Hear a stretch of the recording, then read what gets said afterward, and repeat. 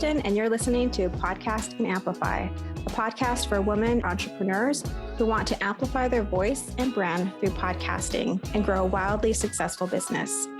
I'm the executive producer and host of 2 shows and an entrepreneur, and I love helping women grow their visibility, mindset, and business to the next level. Each week, I share tips on how to launch and leverage your podcast, and I'm bringing on the very best business leaders to give you advice on how to build your business empire. Let's amplify your voice and business.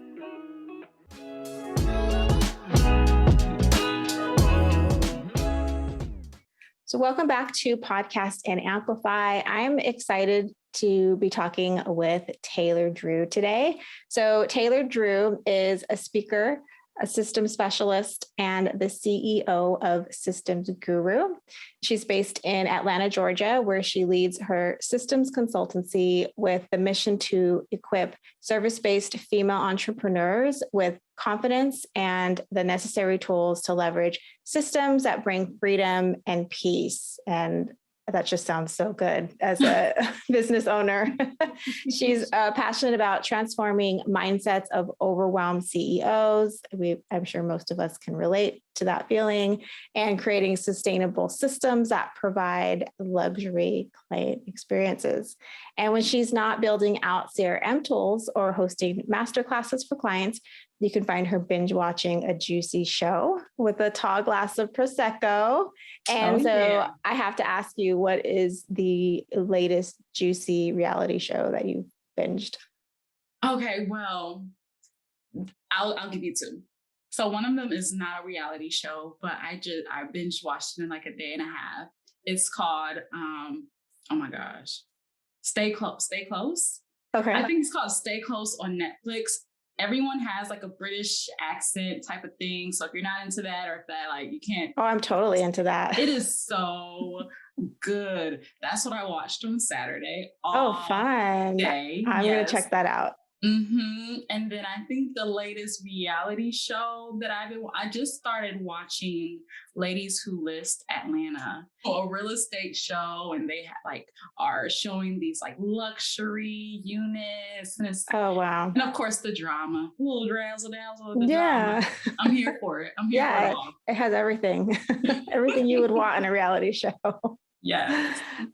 Do you find that, I find that when this is totally off topic, but when I watch British shows, I have to turn the subtitles on. Oh, well, listen, I'm subtitles queen. So I keep subtitles on regardless, just to make sure that I know exactly what's going on and that I can multitask and listen to somebody but still be like reading what's going on. My friends hate. They're like, turn it off. I was staying with a friend for a while last year, and I changed all the settings on her TV. Oh my gosh. She hated me. She called me like, Taylor, you need to fix this. Yes. Okay. So I'm glad I'm not the only one. I haven't done it with every show, but I see the appeal. I mean, if you just don't want to miss things, then I have to know everything that's going on. Okay, so let's switch gears a little bit and talk about, getting these systems in place that will help entrepreneurs just have like this spacious feeling in their business, like they know what's going on and things are running smoothly. Why is it important that we have like a really streamlined workflow? Yeah, there's so much importance in it. I'll start with from the CEO aspect. When you know things are in place and that you don't have to always be overseeing it and actually in the weeds of it, you feel confident, you feel free, you feel like you can actually live into your superpowers and your skills and what you're actually good at doing. A lot of us have joined the entrepreneurial space to, develop those skills and really just hone in on what we're great at. But we don't really consider all the nuances and all the administrative tasks that we have to do. So knowing that that's put in place, you can really just focus on your superpower. Now, in addition to that, when things are in place, you know that you can be consistent. So it adds consistency to your business and your client experience. It adds direction. So you know exactly what to do and when, and there's no double back on things like, oh, did I forget this email? Or did I, forget to send this follow up to this person? Oh, did I, always all that second guessing. It's out the window when you have those things in place. And most importantly, it does allow you to have that opportunity to go in and change things when things aren't working. If you can see that big picture, if you have that big picture, you can see like, oh, you know what? That person, every time I send my clients through this routine, this workflow, they never complete this form when I need to complete it. Like I send it in the email, but they never end up completing it. It allows you to have the opportunity to see that. I'm like, okay, well, I need to change something. I need to add that form somewhere else so people can see it. Or do I need to add another follow-up email or a reminder email? It allows you that opportunity to change things and make sure that, it's running the way that it needs to run. Yeah, I love that. And it feels like it really helps you clear out like that mental clutter because you're not thinking about all these little elements that are hanging out there. There's like a process in place and what should be happening. Like you can kind of see it like, oh, this should be happening. And then speaking to your last point, along the lines of like, it seems like you can figure out what your gaps are in your process sooner when you actually have a process, or you can figure out the gaps that are kind of in your business in general. Exactly. Yeah. Okay. So then what are areas in your business that you recommend automating first? Oh, okay. So everything's important, right? But I think the most important thing are your inquiry phase and then your booking phase. So I'll run through some things really quick. So there are 5 phases of a client process, okay? The first one is the inquiry phase. That's when people who are interested to work with you, they inquire and they, move forward with whatever that is, whether that is an interest call or an application, but they want to work with you, okay? The booking phase is after that phase, and that's when you are trying to convert them into a paying client. So that is when you send over a contract or an invoice. So you're making that pitch. All right. So the next phase after that, after they, pay you your money, that goes into the onboarding phase. So they are an official client and you're welcoming them, with warm arms. You are hyping them up like, hey, we are about to get started, all that good stuff. The next phase is the service phase. So this is, you basically know what you're doing at this point, whether you are a branding coach or you're a web designer or whatever your niche is, right? That's when you get to perform what you're doing. So you're making sure that all goes, and that's pretty much like the easiest one because everybody knows what they do, right? And last but not least is that offboarding phase when you are officially tying up that project and giving them the deliverables, making sure they feel supported, still hyping them up and, sending them on their way. So I would say out of those 5 phases, the most important phases to get clear on automate first are your inquiry phase, your booking phase, because those 2 phases they directly affect your conversion rates. You can't get paid, right, unless somebody knows exactly where to go to inquire about you. Inquire about your services. You can't get paid, right, if you are using 3 different business tools to book a client. So you're using one tool for your contract, one tool for your proposal, the other tool for the invoice. So you're not sending that invoice until like 24 hours later. And by that time you're like, oh, well, I'm going to go with the other person. So I would say those 2 phases are the most important. And I won't even say automation yet, because before you get to automating, you have to really be clear on what that process is. That is like the biggest misconception. Like, oh yeah, I just want to automate everything and I want everything to run. You have to get clear on what that process is. Be okay with it. Be confident in it before you start automating, because if not, everything's just going to break. Yeah, that's such a good point, because you want to think about what do you want that initial experience to be for your potential clients with you. And like, you really need to think that through, because you want it to be smooth. You want it to feel like you, or whatever experience like you're dreaming up for them.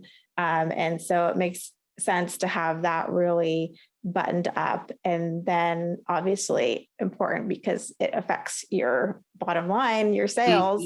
And I think a lot of people do tend to think like about automation first, right? Because that sounds easy. That sounds like, oh, just automate everything. But it's not that simple. It's not. It sounds like it's not that simple. Yeah. It's the process. Another thing that's a misconception. That people like, oh, I'm overwhelmed. I have too much admin things to do. I have too much clients work to keep up with. So I'm just going to hire a virtual assistant and they will be. Yes, let's talk about this. I'm curious. What's the misconception there? Oh, well, my friend, let me just say that I started Systems Guru as a virtual assistant. Okay. I was a virtual assistant even for a couple big companies too. So that's my background. So I know what needs to be in place and what that experience is. Now, a lot of entrepreneurs think that virtual assistants are superheroes that can come into your business, learn your business, learn exactly how you do things, run it the way that you want it to without really being onboarded or really being taught or really having the resources in order to effectively do their job. And then what that leads to a underwhelmed CEO when they realize that, oh, so I have to actually teach this person how to run my business and what these things are and how I do things, but how can I do that? Because everything lives in my head. So then the virtual assistant gets frustrated because they're like, I really want to do a good job. I really want to take care of my client, but I'm not really given what I needed in order to do a great job. So it probably won't last long, unfortunately. And I'll say that as both the virtual assistant, I've had to fire, quotes, air quotes, fire a client. And then also even that early last year, I hired on my first virtual assistant. And guess what? I did the same thing that I'm telling you not to do. I didn't have a strategy in place. I didn't have clear, you hear the words SOPs all the time. Standard operating. Yeah. Exactly. And I didn't have any of that. I don't know what I was thinking. I just thought that I would be able to hop on a call, tell them exactly what to do, and they would do it. But it's not that easy. Before you hire that virtual assistant, before you even start thinking about automating your business, you really need to be clear on what your process is. Specifically, what we're talking about today is your client process. So you want to make sure that is tight before you bring on other people. Okay, that's really helpful to break down because I think a lot of people do see that VA as like the magic answer to all their problems. And it sounds like it's a much more involved process and can be frustrating if you don't have certain things in place.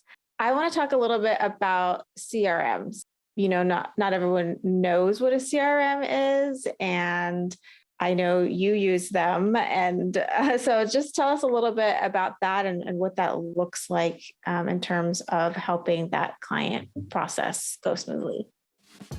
Hey friends, we'll get back to the show in just a moment, but I wanted to take just a few seconds to invite you to a free workshop that I created.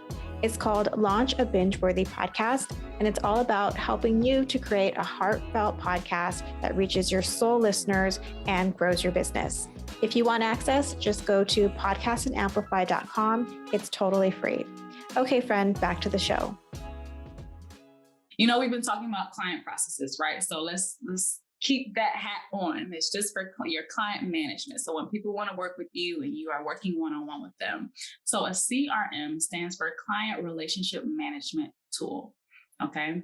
And it really is the central hub for all things client management. So that includes hosting your meeting link. So when you want to meet with someone, you need to send them over a Zoom link, you know, they can click and book that time with you.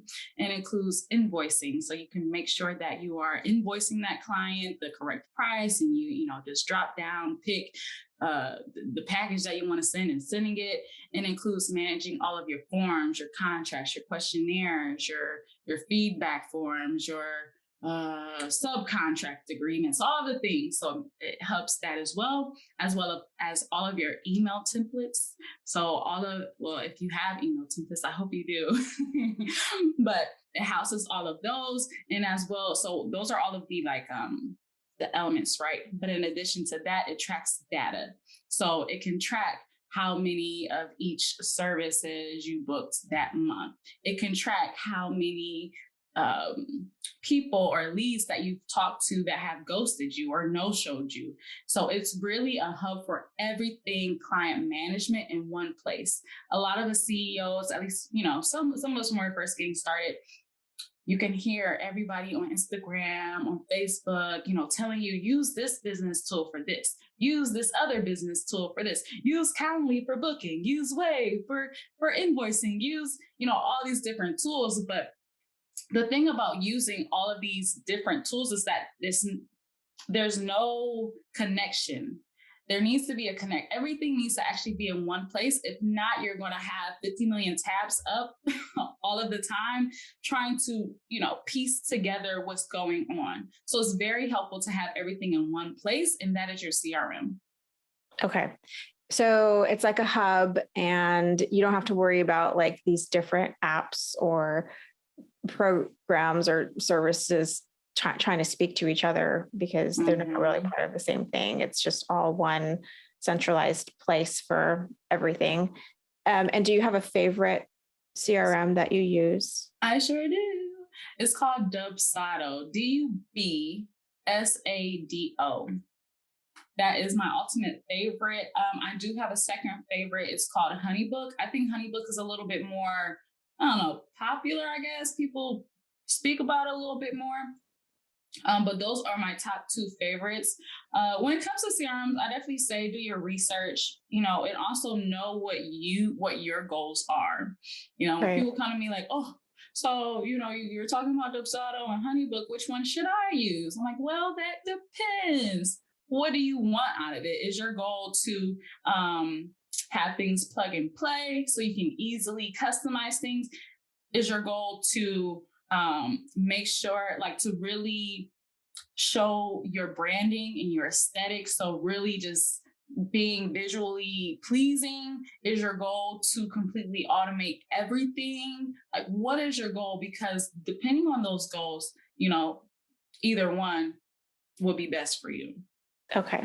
Got it. So do your research, and the answer may be different based on what your ultimate outcome. Yeah. Oh, and also, if you follow my Instagram page, and we'll probably get to that later on, I have a lot of content on there around the differences of HoneyBook and Dubsado, what it means. Like if your goals is this, then this is the best one. Like my personal ratings of both of them. So if you're like, oh, you say research, I'm not trying to go on Google. That's just too much information for me.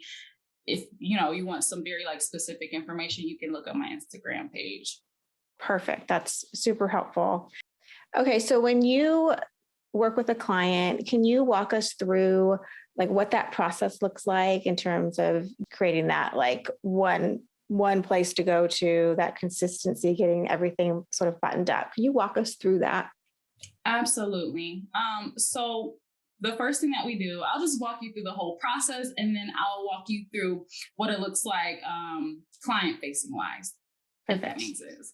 Okay. So when we first start, when I work with all my clients, we all start with a strategic intensive mapping session. So that's where we are sitting down and we are, fleshing out each of their client processes, all 5 phases, right, for each of their services. So they may have a 90-minute intensive that they provide. They may have a VIP day as another offer, and they may have a retainer, a monthly retainer or something like that.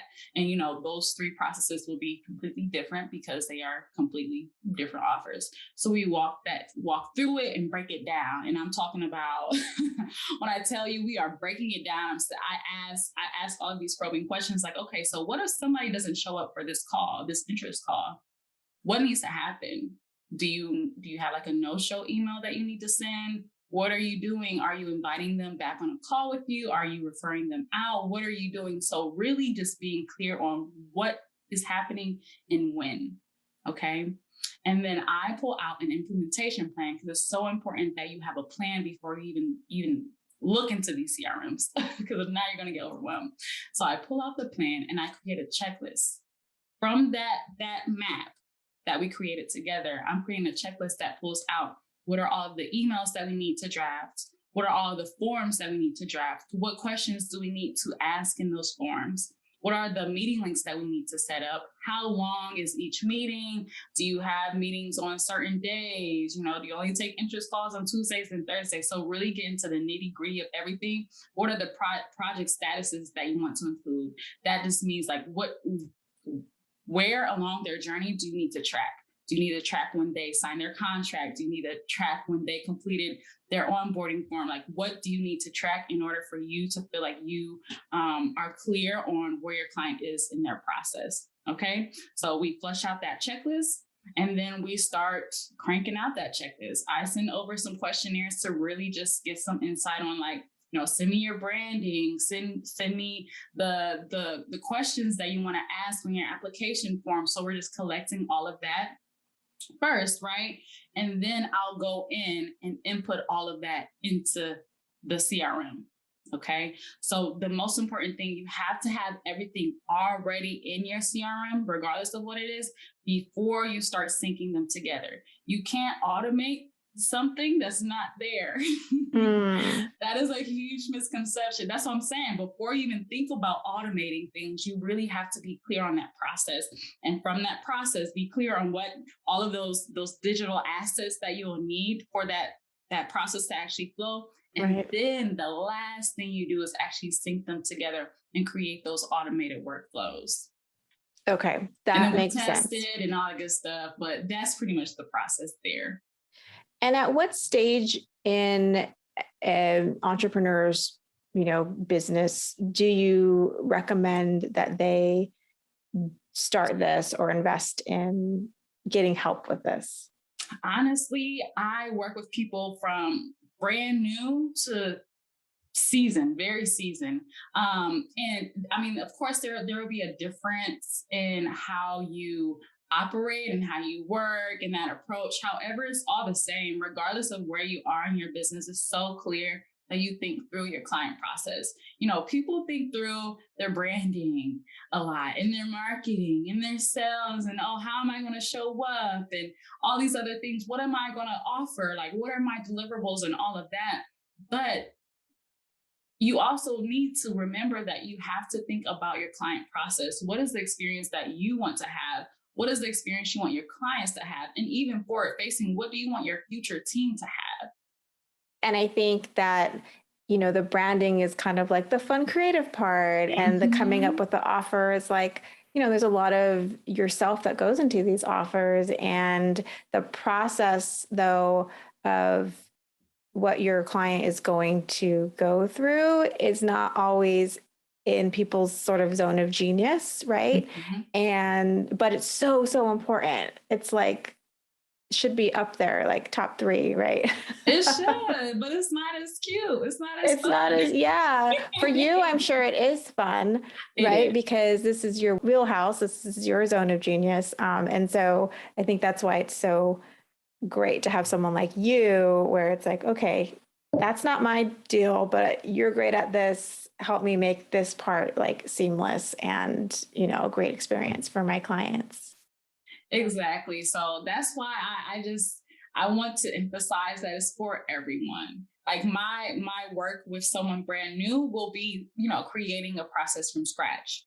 Okay. That works. They won't have to go back and change things. Like, I forgot this, because they're working with me and I know all the little nuances, all the things we need to think about. Now, say that I'm working with a seasoned business owner, they will know what's going on. However, the thing is it's probably living all in their head. So we have to kind of take out what they're thinking, how they've been operating all of these years, and pull it out so it's in a bird's eye view. And then we can see like, all right, well, I know you've been doing this, but have you thought about this? Have you thought about consolidating these 2 steps to make your clients click less buttons, So that's what I'm saying. Like, there's a wide spectrum of who needs to think about this. I think regardless, it's the perfect time of year, top of the year, where you can sit back, see how last year went, flush out, even if you're just using sticky notes, you flush out the different stages in your different steps in your business so you can just see what's going on and then just see the opportunity that lies there.